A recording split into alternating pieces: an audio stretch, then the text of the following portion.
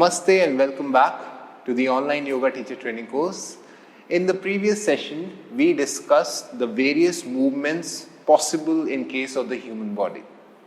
Now, all of those movements, they were synovial in nature. What are the synovial joints? What are the different types of joints available in the human body is what we are going to discuss in this session. But before we do that, let's go ahead and chant the Gayatri mantra. Adopt the mudra, chin mudra as you are in the meditative posture. Close your eyes. Bring your awareness and attention to the inner part of your body, something which you do not see every day. Move your gaze to your third eye or to the tip of your nose, whichever you're more comfortable with. And while you're comfortable, steady and stable, allow yourself to take deep inhalations and complete exhalations. There is no rush.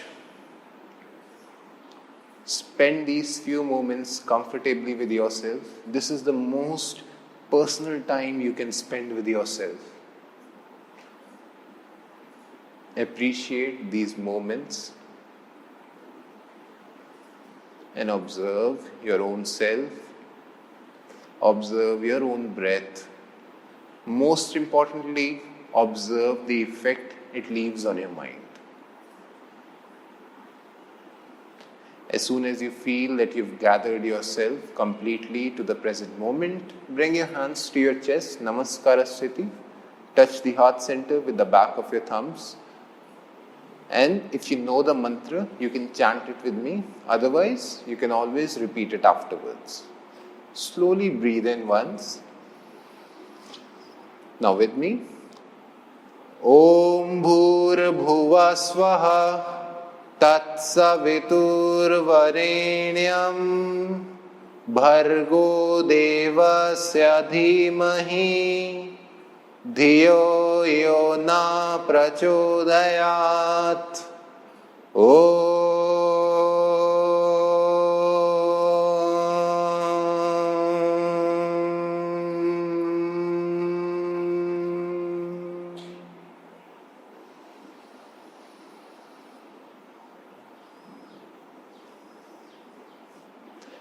Having absorbed the vibration of the mantra, let's start rubbing our palms. Cover your eyes with your palms.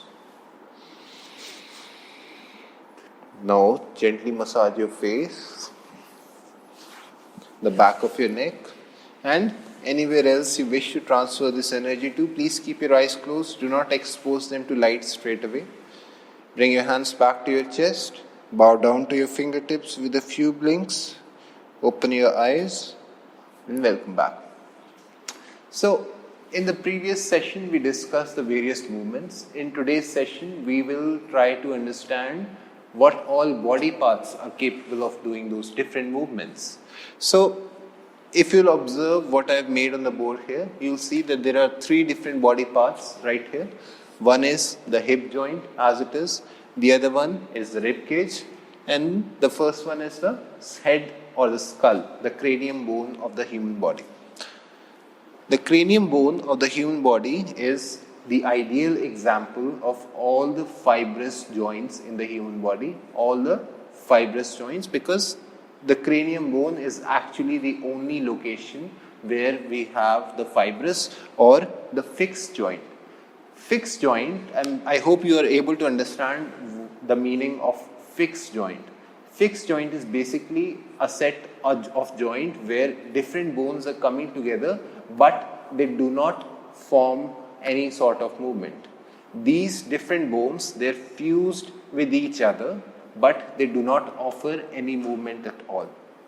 The only purpose that they solve is, in case of the head or in case of the skull, is protection of the internal organ, that is the brain.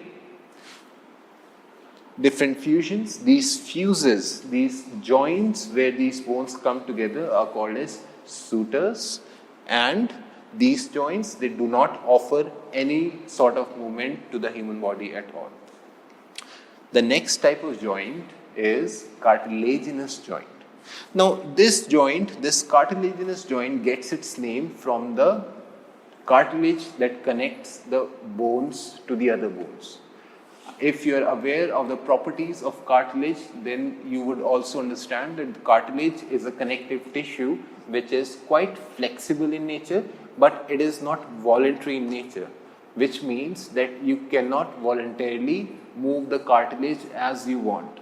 It obviously needs some sort of motivation, it needs some sort of push or pull for it to function.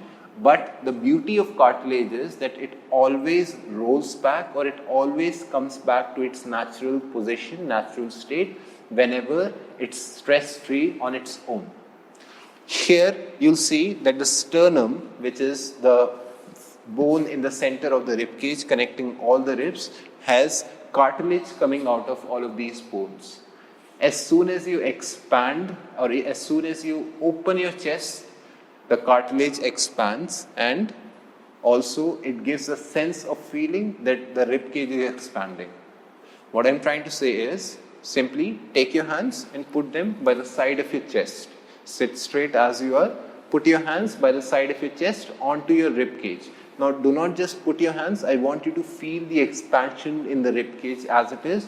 So place your hands completely with all of the fingertips on your rib cage. Now as you are, observe the size of the rib cage and slowly take a deep inhalation. And hold your breath. If you're able to observe the expansion in the rib cage, keep your fingers there, keep your hands as they are, and very slowly as you exhale, observe how the rib cage comes back to its natural state or collapses into its comfortable zone. This is only possible because of the cartilage attachment to the rib cage.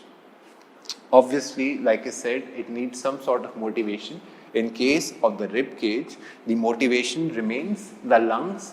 Anytime the lungs, they breathe in, they expand in size like a balloon, and because the rib cage is completely covering the lungs, they automatically grow bigger in size. And because that's why we keep saying that the human body is a genius work of art, because of these very, very minor but very noticeable differences which are very functional in nature, which make our lives possible and easier as well. I do not know what would life have been like if at all the rib cage was a completely freely movable joint, but I'm pretty sure I can live with the cartilage joint as it is. I can live with the cartilage connected to the rib cage as it is. The other location where the cartilaginous joint is present in the human body or in other animals as well is the human spine.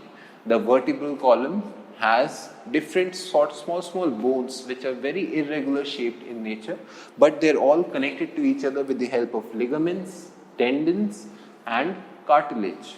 If you observe to what extent can you work with the human spine, then you'll see that these different bones, they work with each other. Without, if there is a problem in one certain joint, then it will automatically limit the possibility of movement possible with the human spine. They all work together, and it is all about gliding in either direction. That's all the movements the human body is capable of, but it does it good because of the flexible and the potential that the cartilage offers to us as a connective tissue. The third type of joint is the synovial joint. Now, the synovial joint is the joint that comes to our mind anytime we think about joints in the human body. The other name for the synovial joints is the freely movable joints, which automatically tells you that the difference between, even though cartilaginous joints, they are movable in nature, but like I said, they need some external push for it to function. And at the same time, the cartilaginous joint, they are not in complete control of the mind as well. On the other hand, the synovial joints or the freely movable joints are the joints which are capable of doing all the movements that we discussed yesterday. Extension, flexion, hyperextension, adduction, abduction, all of these movements, all of them are possible with the synovial joints present in the human body.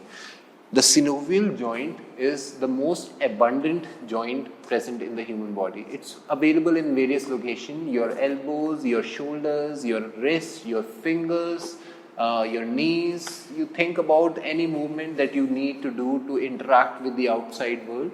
All of that is only possible because of the synovial joint. 3 types of joints in the human body: fibrous, cartilaginous, and synovial joint. Non-movable joints, semi-movable joints, and freely movable joints. What is the synovial joint is what we are going to discuss in the upcoming video.